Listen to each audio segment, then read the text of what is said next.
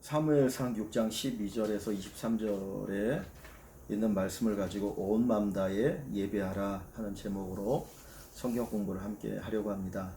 오늘은 우리 강사님 두 분과 함께 또 이 말씀을 같이 나누도록 하겠습니다.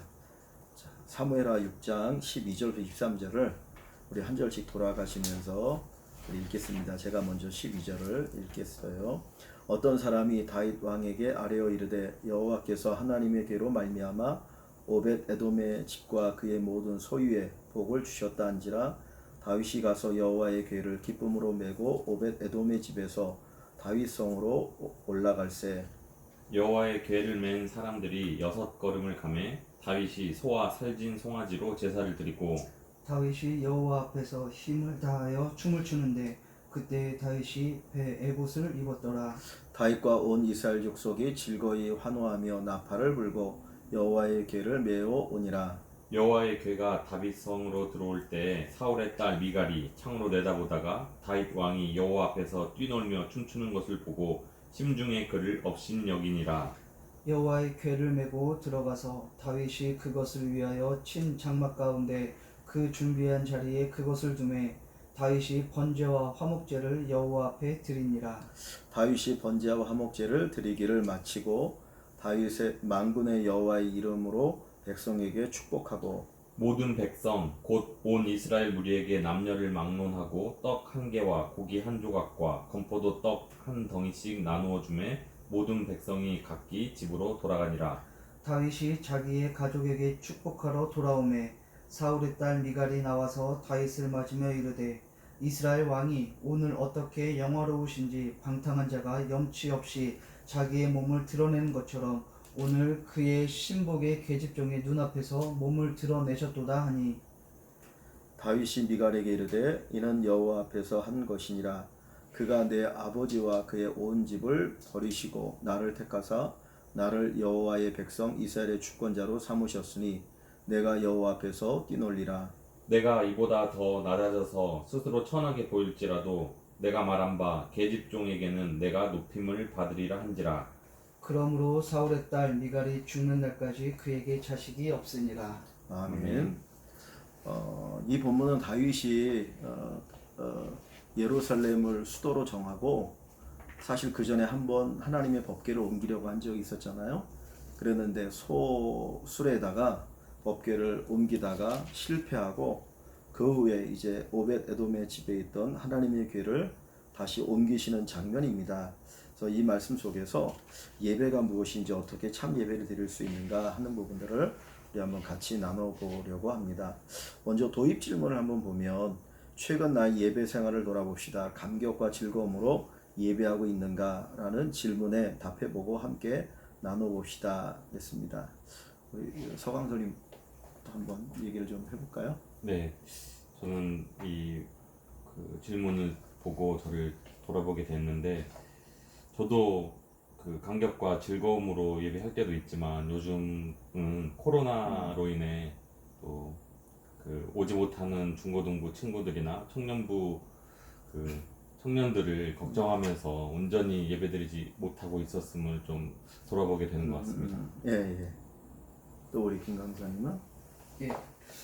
저도 그동안에는 이제 항상 드렸던 예배이기 때문에 이제 그걸 잘 몰랐는데 코로나19로 인해서 보니까 우리가 그동안 드렸던 예배가 당연한 것이 아니라 그 한 번 한 번의 예배가 참 소중했구나라고 이렇게 돌아보면서 이제 초등부 아이들도 그렇고 유치부 아이들도 그렇고 이 예배의 소중함을 다시 한번 우리가 회복을 하는 게 가장 우선이겠다 그런 생각을 해보게 됐습니다. 예.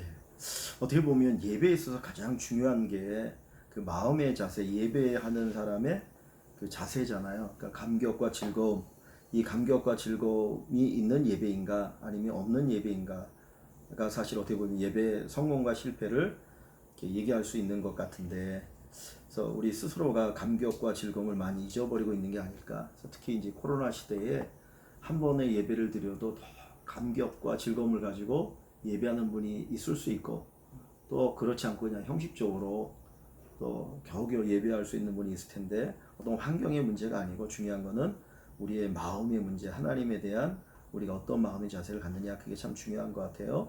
자, 그러면 오늘 본문의 질문을 가지고 한번 말씀을 조금 더 깊이 들어가 보도록 하겠습니다. 자, 1번을 보면 다윗은 오베데돔의 짐 있는 하나님의 궤를 어떻게 운반했습니까? 이전에 다른 점은 무엇입니까? 다윗에게 배워야 할 신앙의 자세는 무엇일까요? 12절 말씀을 중심으로 해서 한번 나눠볼까요? 12절 말씀을 한번 우리 성환사님 읽고 한번 답을 얘기해 볼까요? 어떤 사람이 다윗 왕에게 아뢰어 이르되 여호와께서 하나님의 괴로 말미암아 오베데돔의 집과 그의 모든 소유에 복을 주셨다 한지라 다윗이 가서 하나님의 괴를 기쁨으로 메고 오베데돔의 집에서 다윗 성으로 올라갈세. 예. 네.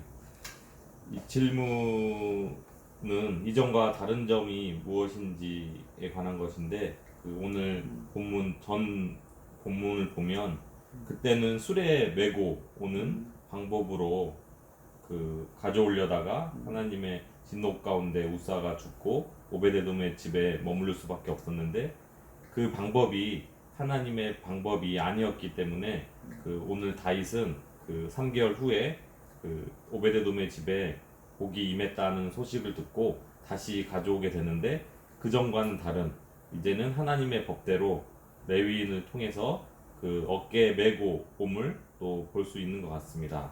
그리고 또 다윗에게 이런 점을 봐서 다윗은 정말 하나님의 뜻에 잘못됐을 때는 분명히 그 뜻을 분별하고 잘못을 깨닫고 다시 하나님의 뜻대로 하는 그런 자세를 배울 수 있는 것 같습니다. 예.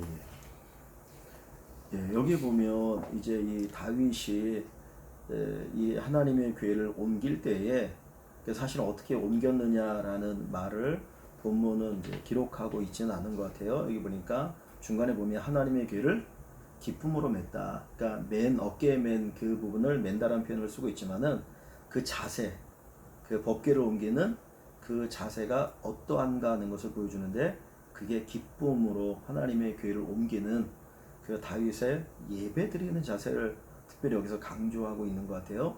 근데 이 다윗이 한번 법궤를 옮기는 것에 실패를 했다가 다시 기쁨으로 옮기게 되는데 그 이유가 12절에 보면 이렇게 얘기하고 있죠. 여호와께서 하나님의 궤로 말미암아 오벳에돔의 집과 그의 모든 소유의 복을 주셨다 한지라. 그러니까 하나님의 궤를 모실 때, 그러니까 하나님의 궤는 하나님의 임재 상징이니까 하나님을 모시고 있을 때 하나님께서 그 집과 그 모든 것에 복을 주셨다는 이야기를 듣고 다윗이 다시 한번 돌이키고 회개하면서 생각하면서 다시 하나님의 궤를 옮기려고 하는 그 모습이 있는 것 같아요. 그러니까 예배를 드릴 때 하나님께서 예배 가운데 임하시고 예배의 은혜를 주신다라고 하는 어떤 그런 사모하는 마음을 가지고 여기서 다윗이 예배하고 있구나 하는 것을 우리가 생각해 볼 수 있을 것 같습니다.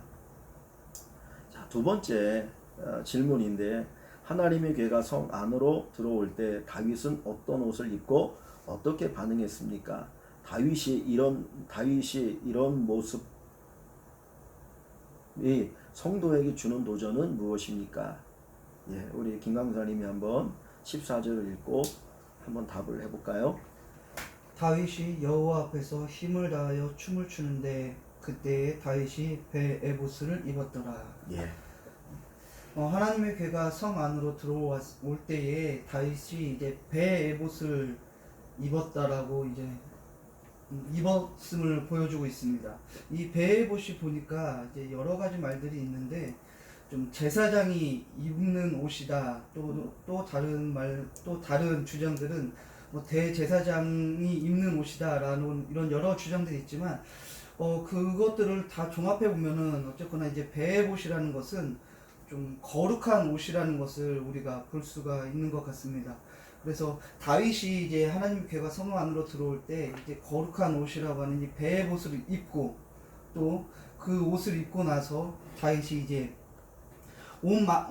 힘을 다하여 여호와 앞에서 힘을 다하여 춤을 추었다라고 이렇게 14절은 말씀하고 있습니다. 다윗의 이런 모습이 우리 성도들에게 주는 도전은 하나님 앞에 나올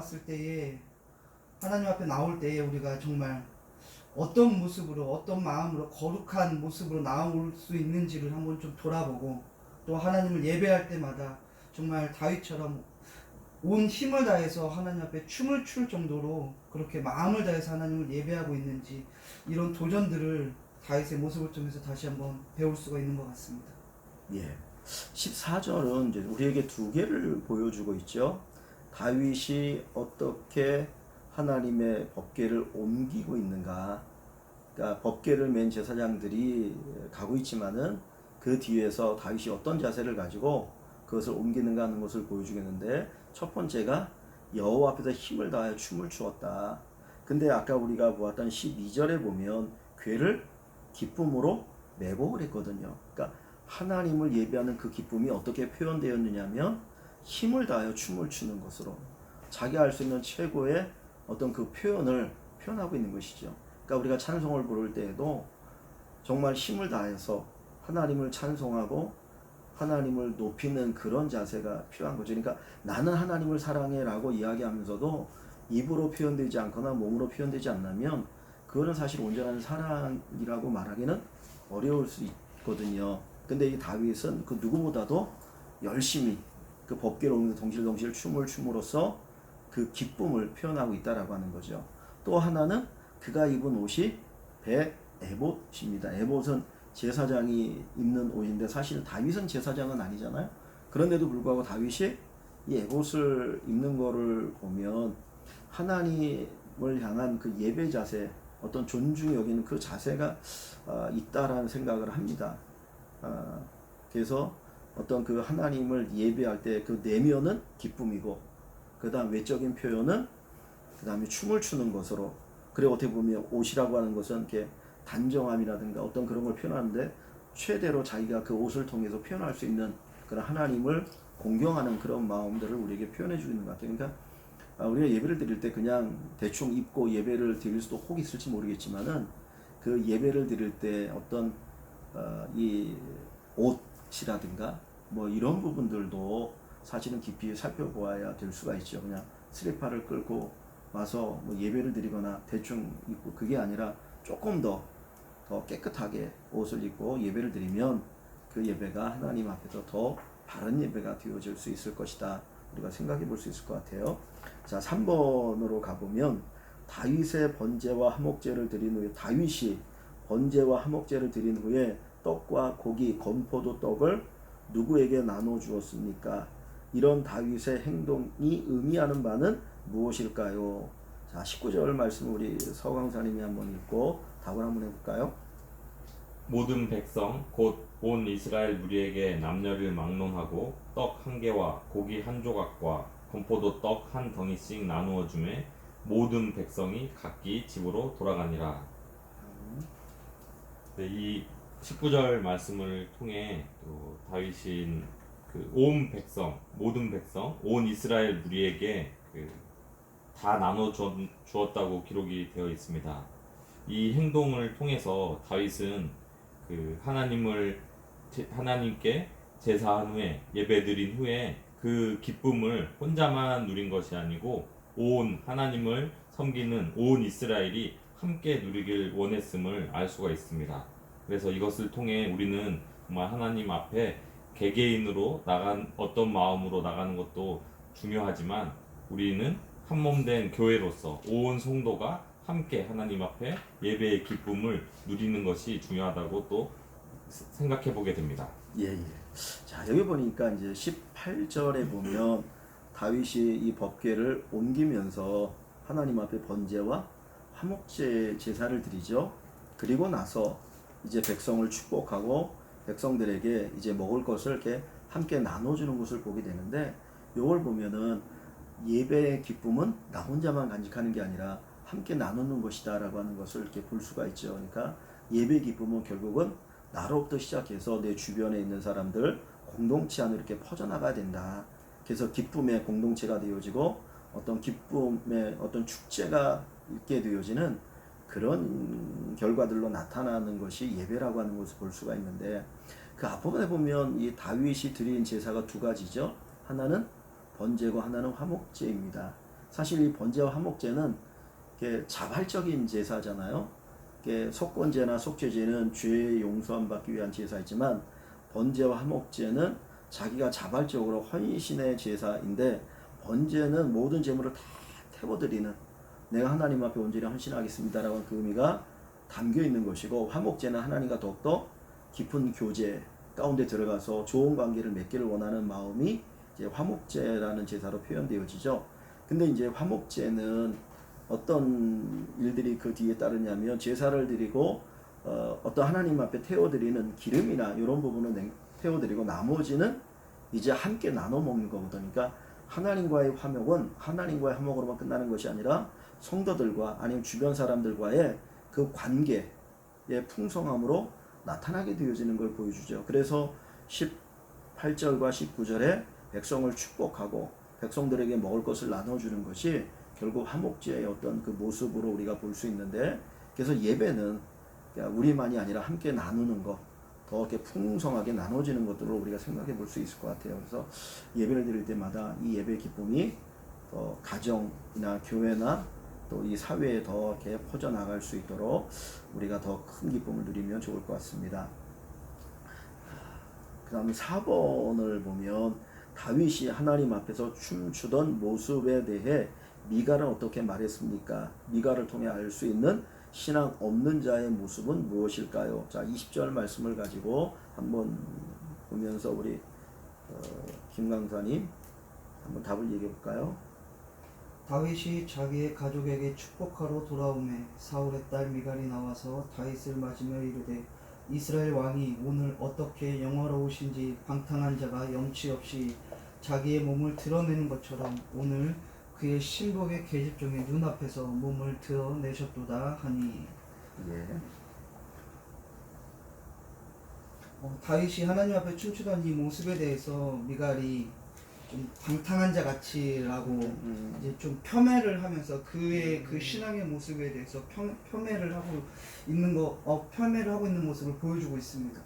보면서 조금 들었던 생각이, 아무래도 이제 왕비이다 보니까 다윗과 같은, 다윗을 통해서 이제 다윗의 신앙을 미갈이 많이 옆에서 보았을 것 같은데, 그 신앙을 보면서도 그 신앙이 자라지 않고 자기 안에 있는 자기 내면이, 자기 애가 더 강하다라는 것을 좀 엿볼 수가 있는 것 같습니다.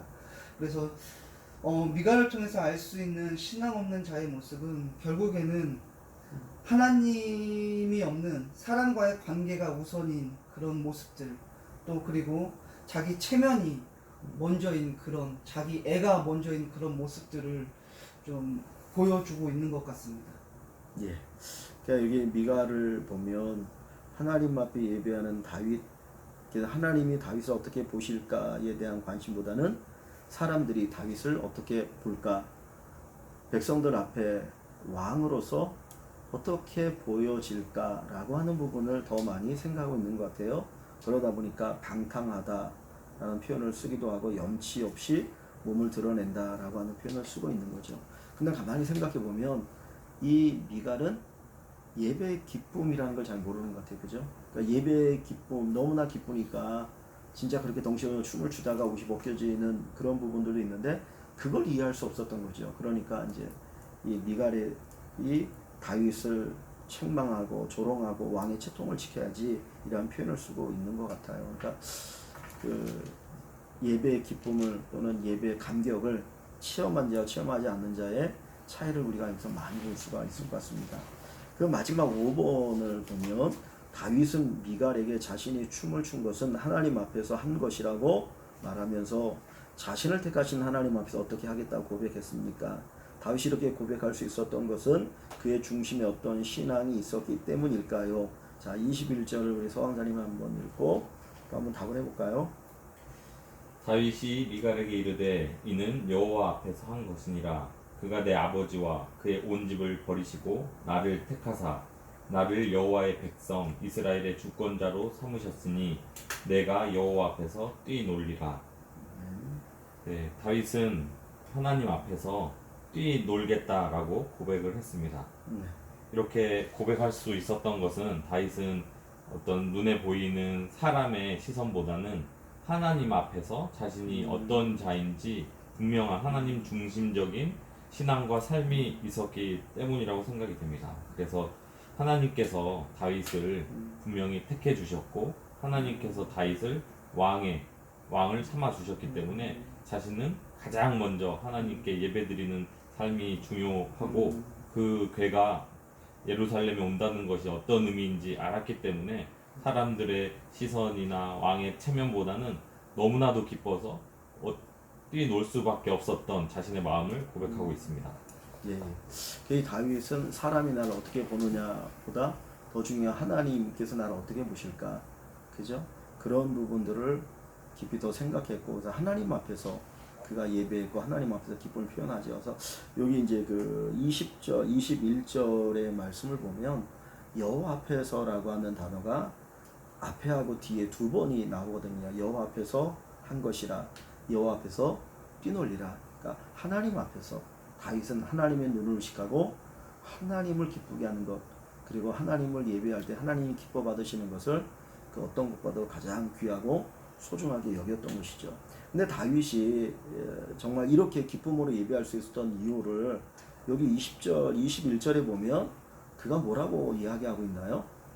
하나님이 자기를 택하셨다. 그리고 주권자로 삼으셨다라는 것. 그러니까 하나님이 나에게 특별한 은혜를 주셨다는 것을 그가 기억하기 때문에 그 은혜에 대한 감격, 감사가 있기 때문에 이렇게 하나님 앞에 이제 예배를 드릴 수 있는 것이죠. 그러니까 예배의 가장 중요한 건 뭐냐면 하나님의 은혜에 대한 어떤 깨달음, 또 그리고 거기에 대한 감사, 감격의 마음이죠. 그게 있으면 기쁨으로 예배할 수 있고 그 기쁨이 정말 이렇게 춤을 추는 것처럼 표현되어 줄 수 있는 것이죠. 그러니까 우리가 예배를 드릴 때마다 이렇게 생각해 봐야 될 게 무엇이냐면 내가 받은 은혜, 하나님이 내게 주신 은혜가 뭔가. 사실 십자가의 구속의 은혜만큼 큰 게 어디 있겠습니까? 그러니까 이런 부분들을 우리가 이렇게 생각해 보면 다윗의 예배와 같은 그런 정말 주님을 기쁘게 하는 예배를 우리들도 드릴 수 있겠구나, 그런 생각을 이제 우리가 가질 수 있을 것 같아요. 자, 요 말씀을 기초로 해서 이제 적용 질문이 두 가지겠는데 이 부분을 한번 좀 생각해 보면 좋겠습니다. 적용 질문 1. 춤추지 않고는 견딜 수 없었던 다윗처럼 기쁨과 한이에 젖어 예배했던 순간을 생각해 봅시다. 그 감격을 회복하기 위해서 내가 노력해야 할 일은 무엇인지 나누어 보세요 그랬습니다. 예. 이런 감격의 예배를 회복하기 위해서 우리가 뭐 노력해야 될 부분이 뭐가 있을까요?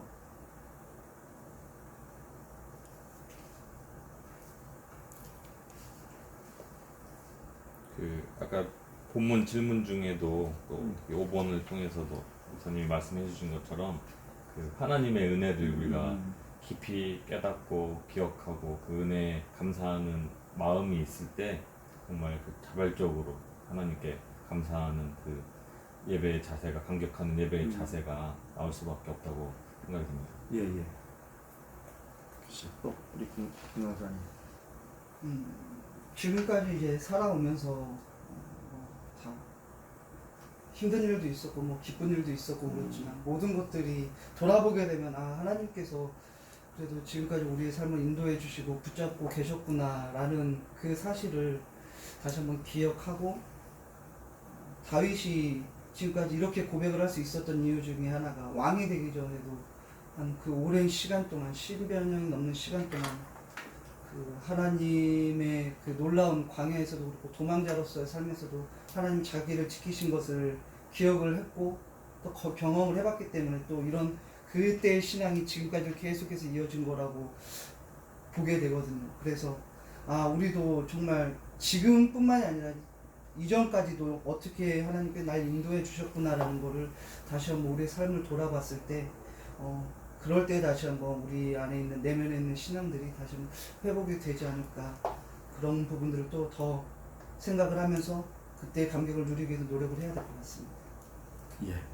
그 예배에서 감격을 누린다는 것은 그러니까 우리가 하나님 앞에 예배를 드리는 거니까 아까 우리 서왕생님 두 분이 얘기했던 것처럼 정말 은혜에 대한, 주님이 우리에 베푸신 은혜가 뭔지를 알면 예배하게 되죠. 우리가 누군가의 선물을 할 때에도 그 받은 은혜에 대한 감사가 있을 때 선물을 하게 되어지는 것처럼 어떻게 보면 예배는 우리들이 은혜를 주신 하나님 앞에 이렇게 선물을 드리는 것 같은 또 그런 한 부분일 수도 있는 것 같아요. 그러니까 그런 면에 있어서 이렇게 예배를 드릴 때 먼저 예배 시간 전에 어떤 공예배 같은 경우는 다시 한번 일주일을 돌아보거나 매일매일을 우리 돌아보면서 하나님 내게 주신 은혜가 뭔지를 되새기면 거기에 대한 감격이 있는 것 같아요. 그래서 그런 감격을 가지고 우리가 예배를 드리면 예배가 회복이 되지 않을까 생각을 해봅니다. 자, 두 번째 질문은 혹시 체면이나 위신 때문에 전심으로 예배하지 못한 적이 있습니까? 삶의 각 영역에서 예배를 방해하는 장애물들은 어떻게 극복해야 할지 나눠봅시다. 예. 자, 이 말씀은 다시 한번 또 우리 한번 얘기해 볼까요? 우리 성황선생님부터. 네, 먼저 체면이나 위신 때문에 이제 예배를 드리지 못했던 적은 이제 아무래도 중고등부 이제 사역자다 보니까 수련회 가서 아이들의 앞에서 막 뛰어놀고 할 때 저도 같이 뛰놀고 싶은 마음은 있는데 또 교육자다 보니까 그런 것들이 조금씩은 있었던 것 같아요. 자기 자신을 온전히 내려놓지 못했다고 해야 되나, 그런 부분이 있었던 것 같고, 그래도 그런 부분을 좀 생각해 보게 되었고요. 또 예배를 방해하는 장애물을 어떻게 극복해야 될지는 이제 개개인마다 다르겠지만, 저 같은 경우는 이제 주일 공예배 전에 삶을 먼저 정돈을 잘 할 필요가 있다고 생각해요. 저도 특히 토요일 날 설교 준비라든지 이런 것을 미리 안 해놔서 밤 늦게 자거나 막 잠을 못 자게 되면 아무래도 피곤해서 예배 시간에 온전히 못 드리게 되는 경우도 있는 것 같은데, 그래서 토요일 날 일찍 자고 마음도 정돈하고 생각도 정돈하고 그렇게 준비를 해야지 그런 장애물도 없이 주일에 온전히 예배를 드릴 수 있을 것 같습니다. 예. 예, 우리 사원사님, 아니 우리 김 강사님. 네, 저 같은 경우는 이제 체면이나 위신 때문에 이제 전심을 예배하지 못했던 적이 이제 대학원 때 이제 채플 시간에 이제 학년 이제 반별로 이렇게 특송을 하는데, 이제 그때 저희 반이 이제 뭔가 이제 워십을 하면서 이렇게 찬양을 하는 거였는데, 이제 한 1000명 가까이 되는 이제 대학원생들 앞에서, 신학생들 앞에서 이렇게 앞에서 이제 찬양을 하다 보니까 저도 모르게 너무 얼굴이 빨개지고 창피해지고, 제 스스로가 그렇게 느꼈던 적이 있어서 되게 뭔가 하기는 하는 거지만 굉장히 다른 분들은 열심히 하는데 저 혼자 굉장히 소극적인 그런 부분들이 있었던 거 있었고요. 그리고 삶의 각 영역에서 이제 예배를 방해하는 장애물들은 이제 가장 중요한 거는 이제 강사님께서도 말씀을 해주셨지만, 이제 예배를 준비하면서 이제 좀 뭔가 거기에 대한 자기 나름대로의 막 스트레스, 이게 잘 준비가 돼야 되는데 그게 잘 안 됐을 때 거기서 오는 예민함들, 그런 부분들이 이제 잠으로까지 이어지면서 이제 잠을 못 잘 때가 있고, 그런 부분들이 있으면서 제 스스로가 이렇게 뭔가 마음을 정돈하고 예배를 드려야 되는데 그러지 못하고 제 스스로 내면에서 많이 좀 무너졌을 때, 그런 상태로 또 예배를 드리던 그런 모습들, 이런 부분들이 있으면서 가장 먼저 나의 스스로 먼저 잘 컨트롤하고 어떻게 예배를 드려야 되는지를 정돈하는 게 우선인 것 같습니다. 예. 저는 이제 약간 좀 여기인데, 우선순위를 어디에 두느냐. 그러니까 사람은 저마다 자기가 중요하다고 생각하는 것에 시간이나 물질이나 모든 걸 이렇게 투자하잖아요. 그러니까 그런 면에 있어서 예배에 우선순위를 두면 거기에 시간을 먼저 쓸 수 있고 물질을 거기다 쓸 수 있고 모든 거를 그걸 중심으로 조정을 하게 되는데, 그러니까 예배 우선순위를 놓쳐버리면 이제 예배가 온전한 예배가 될 수 없는 것 같아요. 그러니까 예배를 방해하는 어떤 방해물을 치우는 방법은 뭐 여러 가지가 있으면 가장 중요한 근본적인 방법이라고 한다면 우선순위를 그냥 예배가 두는 거. 그러면 나머지는 자연스럽게 다 해결되지 않을까. 그래서 예배에 대한 우선순위를 우리가 두고 또 그거를 중심으로 해서 모든 걸 조정해 나간다면 그냥 그 자체가 조정되는 게 아닐까 그런 생각을 가져옵니다. 오늘 우리가 이제 이 본문 말씀을 통해서 온 마음을 다해 예배하라. 다윗이 정말 하나님의 법궤를 예루살렘으로 옮기면서 너무너무 기뻐하고 즐거워했던 것, 이 자체가 어떻게 보면 예배의 한 모습인데, 이 속에서 우리가 어떻게 예배를 드려야 되겠느냐, 또 예배 드리는 우리의 모습은 어때야 되겠는가 하는 부분들을 좀 생각해 보게 되었습니다. 특별히 이제 코로나19 요 시대에 사실 이전과 같은 이렇게 온 성도에 다 같이 모여드리는 예배가 정상적으로 드려지지 않다 보니까 알게 모르게 예배에 대해서 조금씩 이렇게 어떤 정신이나 가치가 이렇게 무너지는 그런 부분들을 발견하거든요. 그래서 다시 한번 우리가 예배를 재정립하고 그리고 예배가 회복되어지면 또 다른 부분들도 이렇게 회복되어지도록 하나님이 인도해 주실 줄 압니다. 그래서 이번 주에 또 주일날 이 말씀을 가지고 함께 나누시면서 또 예배에 대한 그 회복, 그리고 감격, 기쁨, 그 최고 예배를 드리는 또 우리 모두가 되어지도록 또 그렇게 했으면 좋겠습니다. 또 이 말씀 함께 나누실 우리 성도 여러분들도 정말 예배의 감격이 온전히 회복되어지는 기회가 꼭 되기를 원합니다. 잠깐 기도하겠습니다. 살아계신 하나님 아버지 감사합니다. 짧은 시간이지만 하나님의 말씀 함께 나누게 하시고 또 우리가 예배를 어떻게 하나님 앞에 드릴지 왜 우리가 하나님을 예배하는지를 깊이 생각하게 하여 주시니 감사합니다. 하나님 기뻐하시는 귀한 예배 아니 우리가 기쁨으로 하나님 앞에 최고 예배를 드릴 수 있도록 인도하여 주시고 예배를 통하여 우리의 삶이 더욱더 회복되어지고 또 하나님의 은혜를 더욱더 풍성히 경험하는 귀한 또 놀라운 복을 더하여 주시옵소서. 하루하루를 지켜주신 하나님 또 거룩한 주의 날 하루를 복되게 하여 주시고 기쁨으로 주일을 잘 보낼 수 있도록 우리 모두에게 은혜 베풀어 주시옵소서. 예수님의 이름으로 감사하며 기도하옵나이다. 아멘. 아멘. 예, 감사합니다.